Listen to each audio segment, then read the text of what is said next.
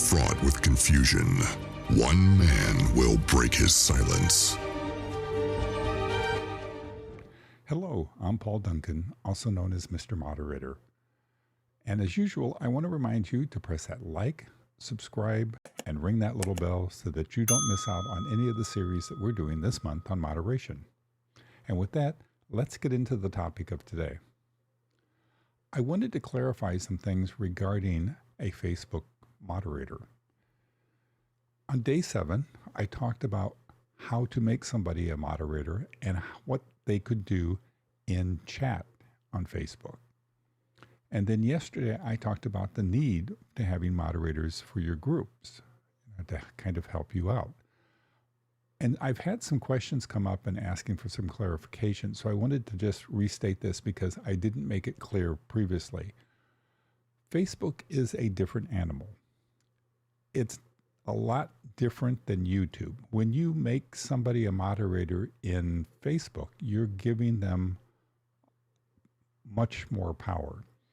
So you cannot have a moderator if you have a personal Facebook page. It's not available. But if you have a Facebook group, you can have moderators.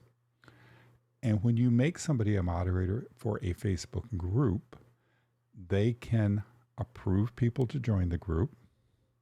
They can deny people from joining the group. They can also ban people from joining the group.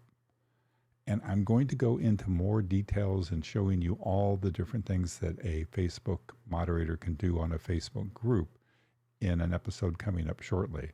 But I just wanted to come on today and make sure that it was clear and there was an understanding that Facebook moderators have a lot more power than they do on a YouTube channel, and they can do a lot more. They cannot change your group pages or anything like that, but they can do things with users. There's ways to see what's happened if somebody's banned somebody, or there's an activity log that as a content creator, you can go in and see what's happened and undo certain things if necessary. But I just wanted to make it clear that making a moderator on a Facebook group carries a lot more clout than making a moderator on a YouTube channel. So hopefully this has helped clarify things.